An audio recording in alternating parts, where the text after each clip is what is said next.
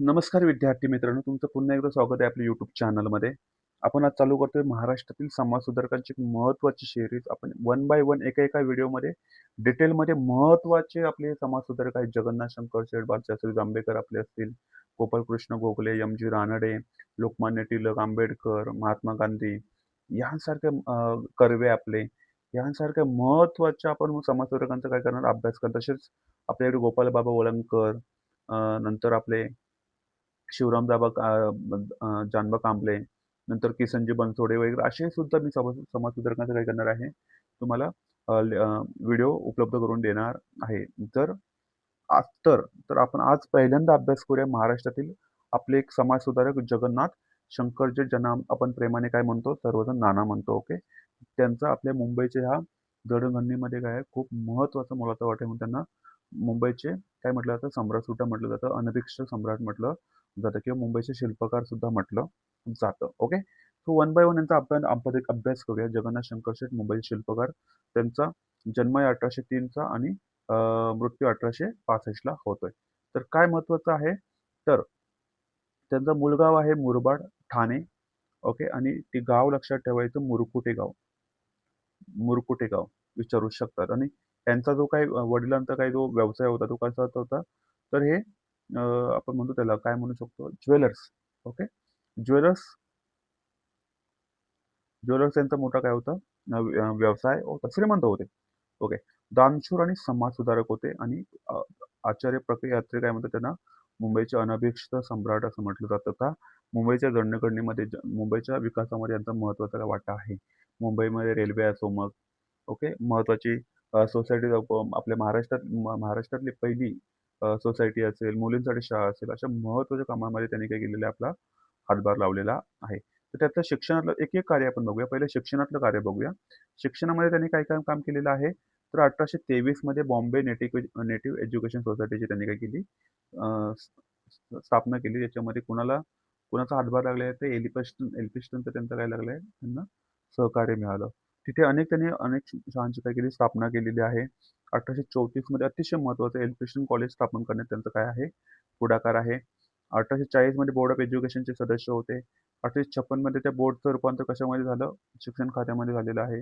आणि 1845 मध्ये student literary and scientific सोसायटीची यासुद्धा त्यांनी मदत केलेली आहे. म्हणून त्यांना दानशूर सुद्धा म्हटलं जातं. त्याचे संस्थापक होते भाऊदाजी लाड, दादाभाई नौरोजी आणि मंडलिक. सो हे लक्षात ठेवा. तुम्हाला जोड्या लावायला वगैरे क्वेश्चन विचारला जाऊ शकतो किंवा फसवलं जाऊ शकतो याच्यामध्ये एखादं स्टेटमेंट.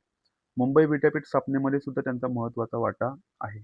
शैक्षणिक कार्य, स्त्री शिक्षणामध्ये त्यांचं काय महत्त्वाचं कार्य आहे, तर बॉम्बे नेटिव्ह एज्युकेशन सोसायटीची सुद्धा 1822 मध्ये एल्फिस्टनच्या साहाय्याने त्यांनी संस्था स्थापन केली. आताच बघितलं आपण, एल्फिस्टन कॉलेज आणि ग्रँड मेडिकल कॉलेजमध्ये स्थापनेमध्ये त्यांचा सहभाग आहे. बोर्ड ऑफ एज्युकेशन या मंडळावर नियुक्त होणारे ते पहिले भारतीय सदस्य होते. हे पॉईंट महत्त्वाचा आहे. कितवे सदस्य आहेत ते, पहिले. कुठे, बोर्ड ऑफ एज्युकेशनमध्ये. पुढे राजकीय कार्य त्यांचं बघा. बॉम्बे असोसिएशन ही मुंबईतील पहिली राजकीय संघटना त्यांनी स्थापन केलेली आहे. आणि या संघटनेच्या माध्यमातून त्यांनी भारतीयांच्या तक्रारी कुणापर्यंत पोहोचवल्या होत्या, ब्रिटिशांपर्यंत पोहोचवल्या होत्या. सतीप्रथा मुंबईमध्ये बंद केली. सतीप्रथा सर्वांना माहिती आहे, आपल्या नवऱ्याच्या मृत्यूनंतर पत्नीला काय करायला लागायचं, चितेवर जिवंत ठेवलं जायचं. आणि त्याला त्या प्रथेला सतीप्रथा म्हटलं जायचं.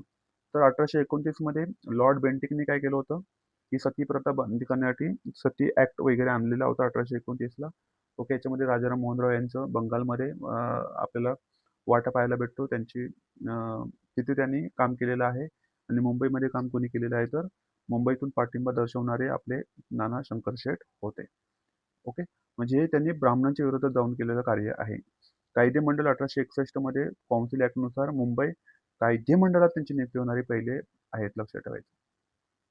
आर्थिक आणि पायाभूत सुविधांमध्ये त्यांचा महत्त्वाचा वाटा आहे. रेल्वे, भारतातील पहिली रेल्वे मुंबई ते ठाणे दरम्यान धावली होती 1853. आय थिंक तारीख आहे 16 ऑगस्ट की 16 ऑक्टोबर.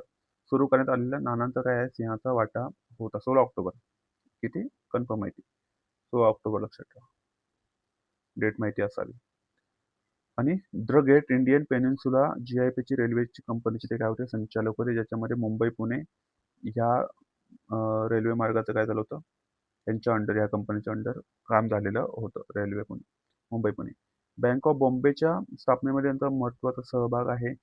जे रुग्णालयाच्या स्थापनेमध्ये त्यांचं काय आहे, त्यांनी काम केलेलं आहे जमशेदशी जिजीबाई यांच्यासोबत. महत्त्वाचे फॅक्ट्स, प्रल्हाद केशव अत्रे यांनी त्यांना काय म्हटलेलं आहे, मुंबईचे अनभिषिक्त सम्राट असं सुद्धा संबोधलेलं आहे. याच्यावर क्वेश्चन विचारला जाऊ शकतो. त्यांनी अरबी समुद्रात जहाज कोसळल्यानंतर मदतीसाठी पुढाकार घेतला होता म्हणून यांना दानशूर म्हटलं जातं. लक्षात ठेवायचं. आजही तुम्ही जर गिरगावला वगैरे गेला तर तिथे काय आहे तर नानांच्या नावाचं नाना पार्क आहे किंवा नाना चौक सुद्धा म्हटलं जातं. आजही त्यांचं नाव आहे. ते स्वतःची शेकडो एकर जमीन त्यांनी काय केली होती, ब्रिटिशांना देऊन टाकली होती, सरकारला दिली होती. तेव्हा काय आपल्या ब्रिटिश आणि भारतीयांमध्ये काही वाद नव्हते. ओके. हां. तर तेव्हा आणि आपली भायखळा बाग आणि सोनापूरची स्मशानभूमी वाचवण्यासाठी त्यांनी विशेष प्रयत्न केलेले होते. अजून एक तुम्हाला यांच्याबद्दल फॅक्ट सांगतो. म्हणजे ब्रिटिश श्रीमंत लोकं सुद्धा ह्यांच्याकडे पैसा ठेवायला द्यायचे. का? तर एवढे प्रामाणिक होते, की ब्रिटिश लोकं बँकांमध्ये पैसा न ठेवता त्यांचा हा पैसा कोणाकडे द्यायचे ते ठेवायला? तर नानांकडे ठेवायला द्यायचे. म्हणून त्यांना दानशूर म्हटलं जातं, एवढे ते प्रामाणिक होते. अजून एक फॅक्ट तुम्हाला जर सांगायचं म्हटलं, जर 1857 चा जेव्हा उठाव झाला, तेव्हा अनेक भारतीयांवर जे प्रमुख नेते होते त्यांच्यावर काय केलं होते, ब्रिटिशांचा संशय होता. तसं नानांवर सुद्धा सुद्धा संशय घेतला होता ब्रिटिशांनी. पण नाना एवढे प्रामाणिक होते, की जेव्हा त्यांच्यावर जे आरोप लावले गेले ब्रिटिशांकडनं, त्या आरोप शेवटी ब्रिटिशांना माघारी घ्यावे लागले. त्यांना एकही पुरावा नानांच्या बद्दल भेटला नाही. सो एवढे ते नाना काय होते, प्रामाणिक होते. त्यांना निर्दोष मुक्तता करावी लागली होती. पुढे नानांना आधुनिक मुंबईचे काय म्हटलं तर जनक मानलं जातं. हे पण बघितले. नानांनी कधीही स्वतःचे स्वार्थ न पाहता लोकांसाठी काय केले, पैसा खर्च केला होता म्हणून त्यांना दानशूर म्हटलं जाईल. काही महत्त्वाचे क्वेश्चन मी याच्यामध्ये घेतलेलं आहे. बघा काय म्हटलं पहिलं स्टेटमेंट, जगन्नाथ शंकर शेयांना नाना शंकर म्हणून ओळखले जाते. सो हे बरोबर आहे. करेक्ट विचारलेलं एक पाहिजे आपल्याला. म्हणजे हा ऑप्शन गेला. अ, ते मुंबईतील अग्रगण्य समाजसुधारक व शिक्षक तज्ञ होते. अतिशय महत्त्वाचं हे पण बरोबर आहे. तो 2 पण पाहिजे मला. हा पण गेला ऑप्शन. असे ऑप्शन एलिमिनेट करायचे.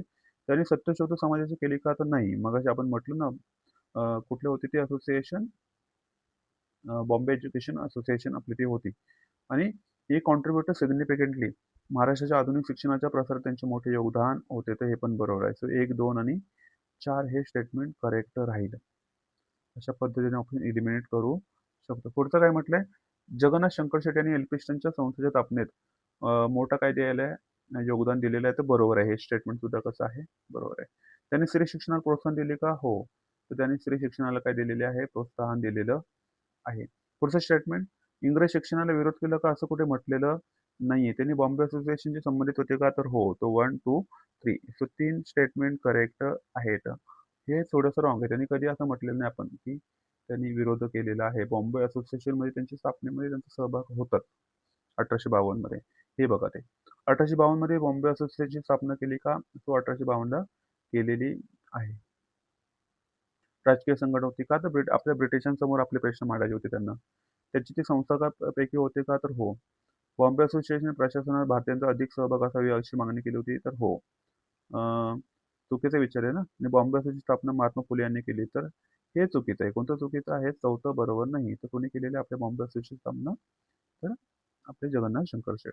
सो हे चुकीचं आहे. तुम्हाला तुमचं उत्तर काय राहणार? ओन्ली 4. ओके. हे झाले महत्त्वाचे आपले काय क्वेश्चन. पुढचे आपण बालशास्त्र जांभेकरबद्दल अभ्यास करू. ओके. आय होप तुम्हाला हा लेक्चर समजला असेल. महत्त्वाच्या नोट्स काय-काय आहे त्याच्यामध्ये लक्षात ठेवा आपले.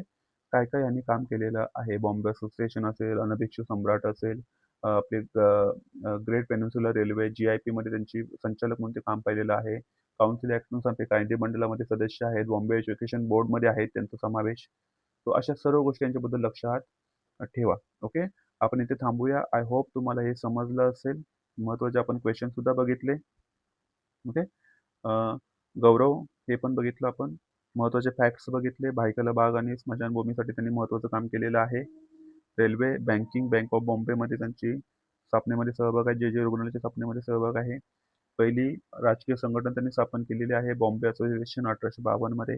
सतीप्रथा, कायदेमंडळ, Grant Medical College, C section, Bombay native education सोसायटीच्या स्थापनेमध्ये त्यांचा सहभाग आहे. ही महत्त्वाची शिक्षणातली कार्य आहेत आणि हे त्यांच्या जीवनाबद्दल माहिती. मुरबाड 10 फेब्रुवारी 1803, दानशूर समाजसुधारक आणि मुंबईचे अनभिषिक्त सम्राट. सो आय होप तुम्हाला हा लेक्चर कळला असेल. आवडला असेल तर नक्की लाईक करा, शेअर आणि सबस्क्राईब करा. धन्यवाद. थँक जय हिंद.